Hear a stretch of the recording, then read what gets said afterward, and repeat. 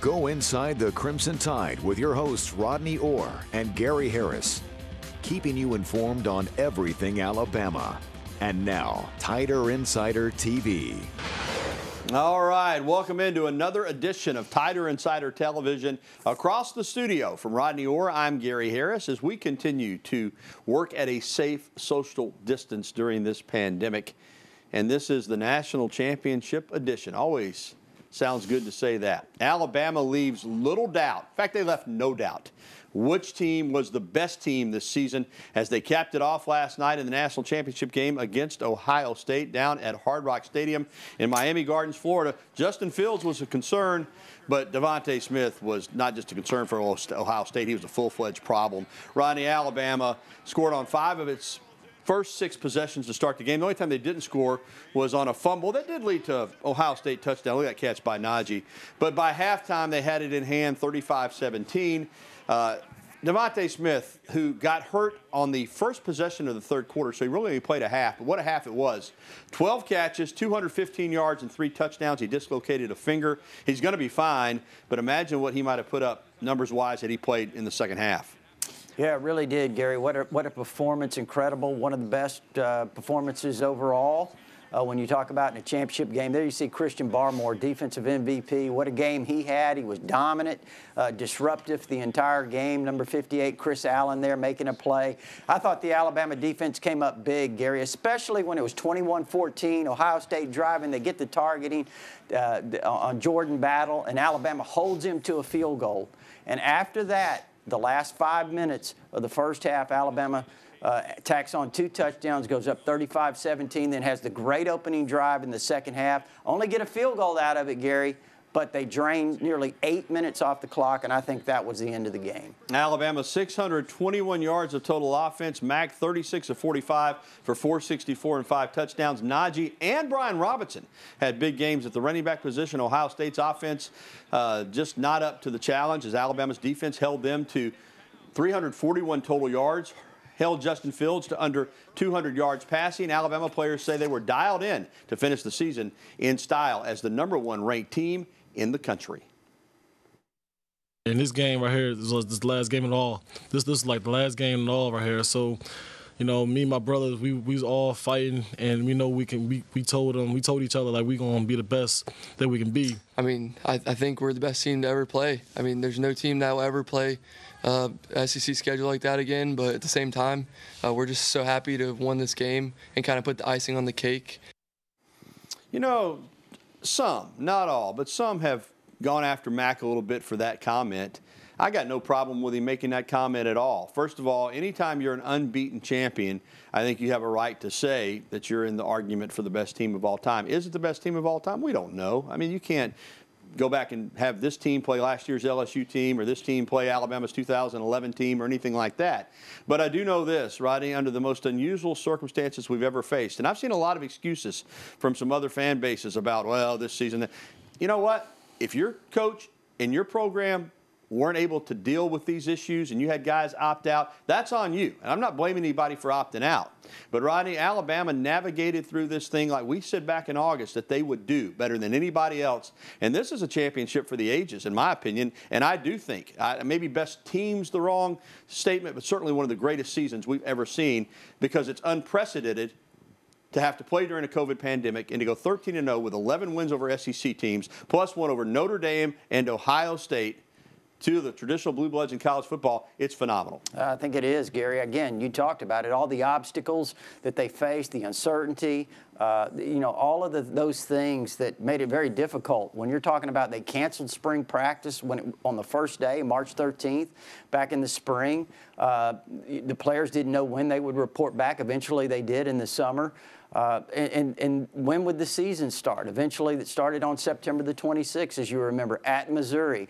And throughout the course of the season, they really didn't know from week to week when they would be playing or if they would necessarily be playing the team that was scheduled because things could change due to the COVID. So we really felt all along it would be the team that was managed the best throughout the course of this season that will have the greatest opportunity to finish strong, win the national championship, and Alabama was that team. And we felt like all along that with Nick Saban, the way he was guiding this program, would manage it, that Alabama would certainly be one of the favorites. All right, we heard from Christian Barmore earlier. First time all season we've heard from him. He was a force last night. And this Alabama defense, Rodney, listen, it's not one of the best defenses in Alabama football history, far from it. But I'm going to say this.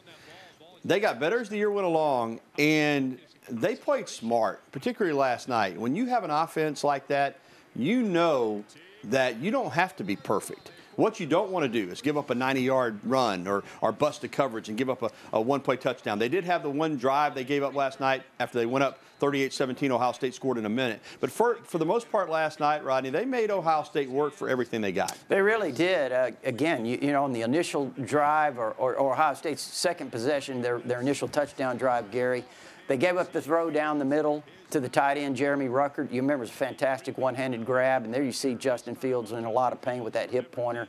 But, you know, other than that, they didn't give up the big plays. I thought with Trey Sermon going out early, second play of the game, you know, that certainly had an impact. But Master Teague came in, did a nice job, but Alabama did a really good job for the most part defending the run. As you mentioned, didn't give up the big plays defensively. I thought that was the key. I mentioned getting the stop down there after the targeting. Got enough stops, Gary, to you know, give Alabama's offense the ball back and a lot of opportunities. And listen, Ohio State, if they were going to compete with Alabama, they had to score some points. And to be honest, the defense did a good enough job getting those stops. All right, let's talk about Mac a little. Obviously, Devontae, we know all about him. He's the Heisman Trophy winner. And I don't want to say that Mac Jones is underrated because he's gotten a lot of recognition, but maybe he doesn't get the credit he deserves because of those players around him. But he completed 77% of his passes, Rodney, on the season. That's the best in the history of major college football. He was a phenomenal, not just game manager, but player this year. And even after Devontae went out last night, he had to play the entire second half without him. Jalen was in there a little bit, but not at full speed. He still made plays in the passing game. He really did. I mean, again, you can't say enough about the job Mac Jones has done this year, Gary. But we saw it kind of last year when he came in, difficult situation. Remember the Arkansas game, filled in for Tua, went 18 for 22. The Auburn game, had a fantastic game. Yeah, he had those 2 pick sixes, but overall he played extremely well against a great defense there in a difficult game, won the bowl game, and this year he kind of just picked up from where he left off. You know, when you look at him, Gary, certainly Devontae Smith winning the Heisman, Mac Jones was a deserving candidate. I agree with you. I don't think he necessarily got the publicity he deserved, but, you know, when you look at him, to me, listen, I've said this before. I think he reminds me a lot of Joe Montana. The way he stands in, deciphers a defense, dissects a defense. He's an absolute surgeon. Yeah, and I would say even some Tom Brady type traits. The way he's able, not a runner, but he's able to feel the pressure, step up.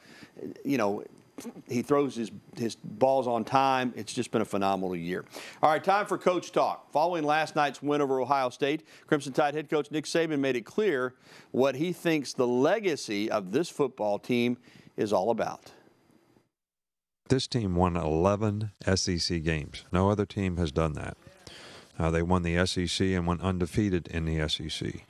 And then they beat 2 great teams in the playoffs with no real break in between.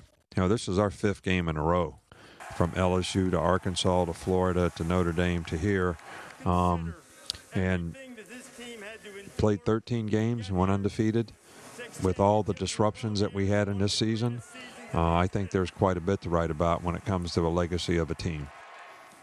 No doubt, Rodney, this team overcame all obstacles, and not just COVID. You know, Jalen Waddle going down, Landon Dickerson going down late in the season. They had, you know, they played without Malachi Moore in both the semifinals and the championship game. Battle went out last night in the first half with a targeting call. So, you know, Dylan Moses was really struggling to come back from that knee injury, but they didn't let anything keep them from the drill, which was to win. And when you saw Right there, 69. Dickerson come in to snap the ball at the end of the game. That told you all you needed to know about this team. Yeah, how phenomenal was that, Gary? I mean, just to see him dressed out was amazing. I would have never anticipated that he would get on the field there at the end with the knee injury that he had, the surgery, all of those things. But it's the leadership, Gary. Nick Saban talks about the buy-in that the players had. Think about the leadership. Mac Jones, Devontae Smith, Jalen Waddle, Landon Dickerson, Alex Leatherwood, Najee Harris, certainly, Miller Forrestall on the offensive side, many others. Defensively, Patrick Surtain, Dylan Moses, all those guys. I mean, those guys, fantastic leadership that they provided this year. Unbelievable. It's just an incredible season. And the 6th national championship in the last 12 seasons. Let that sink in for a minute, folks. 50% of the national championships in the last 12 seasons have been won by Alabama. They played for 2 more. They were in the playoff in 14. That's 9 out of the last 12 seasons they were in position to win the national championship, and they did it 6 times. Well, still to come on TITV, Alabama basketball is set for a first-place showdown tonight in the Bluegrass. And last night's win stirs up an old debate. Coach Saban versus the Bear. Does the latest championship put Saban over the top as the greatest of all time? Find out what we think coming up. And we'll be getting to your phone calls, emails, and tweets. As always, the phone number 205-348-WVUA. That's 348-9882. There's the email address, or you can tweet at us. Use that hashtag TITV. We'll be right back with the only show that takes you inside the Crimson Tide. Tider Insider TV will return after this. Welcome back to TITV. I'm Gary Harris, joined as always by Rodney Orr from TiderInsider.com. Head coach Nick Saban has now won 7 national championships overall, 6 at Alabama, 1 at LSU. And that puts him 1 ahead of the legendary Paul Bear Bryant. Coach Bryant won 6, all at Alabama. Now, Saban has a contract at Alabama through the 2026 season. At that time, he'll be 75 years old. He had to miss the Iron Bowl this year due to COVID, but at the same time, Rodney, he's probably, if he stays on for a few more years, got more championships in him. Now, no one's ever going to replace Coach Bryant for me, and I know you feel the same way. He was bigger than life. He's an icon. But on the field, in just terms of results, right now, I have to say, in my opinion, Nick Saban is the greatest head coach of all time. Well, you know, let me put it to you this way, though, Gary. It's a different time. You have a playoff now. You have an opportunity to kind of prove it on the field. Think about this. Think about 1966, Alabama coming off 2 straight national championships, goes 11-0, and the voters award Notre Dame and Michigan State a split title. Those 2 teams had tied. 77, Notre Dame jumps Alabama in the final poll. A lot of people thought Alabama had the best team in the country, and they voted Notre Dame over Alabama. So I think when you look at it from that perspective, it's just so different in terms of evaluating. If you're basing it, if the criteria is national championships, the bottom line is both are probably the 2 greatest coaches to ever coach the game. So, you know, it's difficult to really distinguish one from the other in such a different time.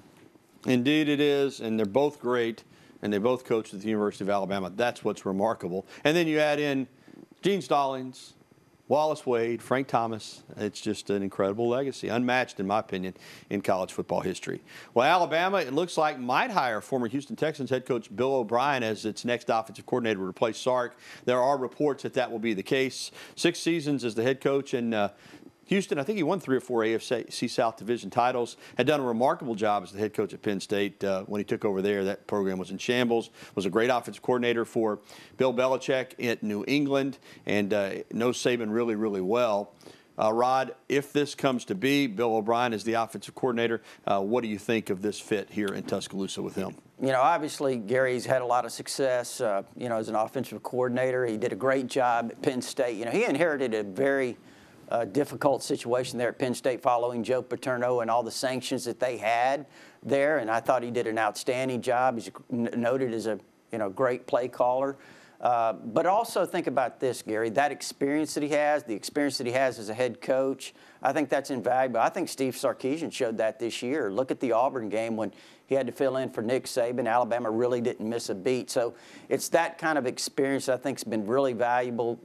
You look at Butch Jones was on the staff off the field role, and the other coaches that they had that had head coaching experience. So I think Bill O'Brien with all of that, plus again, his ability as an offensive coordinator is something that would make him a prime candidate. No doubt about it. We'll keep you posted there on what happens with that position. Well, Alabama men's basketball takes on Kentucky tonight in Lexington. Both teams are undefeated in conference play. This is going to be a big one. 8 p.m. tip-off on ESPN there at Rupp Arena.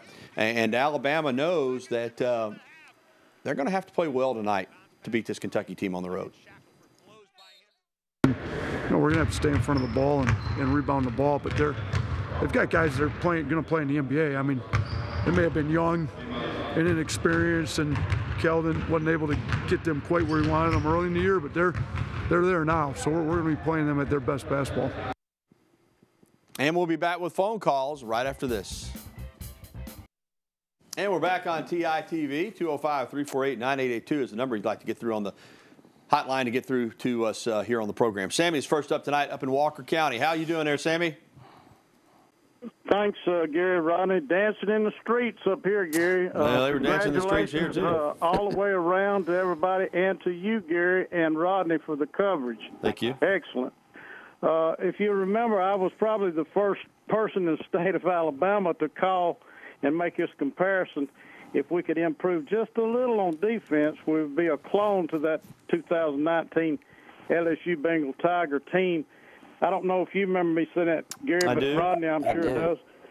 And I believe that might have been the difference last night. Our defense, y'all might have stated it earlier, but the defense, we know what the offense can do, So I think the defense stepped up and really made the difference. I do too, Thanks, Sammy. guys. Yeah, and you did say that, and you were right. This team compares very favorably to last year's LSU team, and you're right on. The offense was top notch, and the defense was plenty good enough. Again, this was a team.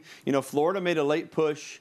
Ole Miss took it into the fourth quarter, but most of these games, Sammy and Rodney, Alabama controlled and really dominated most of the opposition all year long. I think after the Ole Miss game, only one team put up over 400 yards of offense on this defense, and I believe that was 462, Florida. Last night, you're talking about an offense that put up over 630 yards against Clemson the week before, put up, 360 or so on Alabama last night. So, yeah, Sammy, you were right. I remember your call about a month ago, and you said that if this Alabama defense improved some, that the team would probably finish a lot like LSU, and you're right. All right, we would like to get a couple more phone calls in. 205-348-WVUA. That's 348-9882. Give us a call. We'll come back with more right after this. And welcome back to this national championship edition of TITV along with Rodney Orr. I'm Gary Harris. Let's get right back to the phone lines. Rick is with us from over in Bluff Park. Hey, Rick. Hey, fellas, appreciate you taking my call. I'd like to know about the last couple of signees that we'd like to pick up in the late signing period, and I want you to make a comparison. If these three guys, Leatherwood, Harris, and Smitty, had come out last year, how much less would they have made than they're going to make when they come out this year? Just make some kind of comparison. Thanks again. Rick. All right, first, Rodney, there's not much room left in this signing class. Yeah, again, numbers are really tight, especially with the commitment of the running back out of Texas, the five-star Kamar Wheaton, Gary. So numbers really, really tight. I think they'd love to, I'm sure, love to have safety Terry and Arnold out of Tallahassee. He's a fantastic athletic defensive back, play a lot of spots back there. There's a five-star defensive lineman that's probably going to come down to Alabama and Ohio State, J.T. Tui Maloa out of the state of Washington, so I'd keep an eye on him. And then, again, they've got 4 receivers already signed, but they are recruiting Brian Thomas out of the state of Louisiana. So we'll see. I'm not saying they're getting all 3 of those, more likely 1. I just don't know if they can fit, Gary, too much more into this class. And, Rick, as far as Leatherwood, Smith, and Harris, I think Devontae probably would have been a second-rounder last year. He's going to be a surefire first-rounder, probably a top 5 or 10 pick this year. Najee, maybe a middle-round, 3rd or 4th pick. third, fourth round pick. He's got a chance to be a first rounder this year, certainly early second. And Leatherwood, he's a really good player. I don't know that stock-wise he's much different than he was last year. Not that he hasn't played well, but I think a lot of people had him penciled in maybe last year as a second rounder, and he may be there as well. But still, all of them came back for the right reasons. They won a national championship, and they're going to have big careers in the NFL. Real quickly, let's get to an email, and we'll have to do it quick. Lori in Gardendale, will Alabama ever have another offense like this one? It's a good question, Lori. Rodney, I know we got about 30 seconds. They hope so. This was a historically good offense, so you can't really say for sure that they will, but with the kind of talent that comes in here, there's always a chance. Yeah, I think when you look at the quarterbacks, Gary, certainly with Bryce Young and some other young quarterbacks that they have that can be developed, and you look at the young offensive linemen that they have, some that they're bringing in. They've got 4 of the top receivers in the country committed right now or signed. And all the talent that they have here, listen, I think they certainly can be very, very good offensively. Whether or not on this level remains to be seen, but certainly very good. All right, we'll be back to wrap it up right after this. Well, that Alabama to Clemson pipeline continues. Former Crimson Tide quarterback Andrew Zow leaving after 1 year as the head coach at Sylacauga High School to join the player development staff at Clemson under Dabo Swinney. He's also coached at Bessemer City, Calera, and Montevallo, posting a 44-53 career record and was a heck of a quarterback here at Alabama. But he is going to be wearing the orange, purple, and white of the Clemson Tigers. All right, that's going to do it for the program tonight. Remember, if you missed any of it or you just want to catch it again, we'll have a replay tonight at 10:30 following the news at 10 on WVUA 23, or catch it anytime at WVUA23.com. We're going to leave you tonight with some more of the celebration following last night's national championship victory. For Rodney Orr, I'm Gary Harris. Thanks for watching. Good night and roll tide.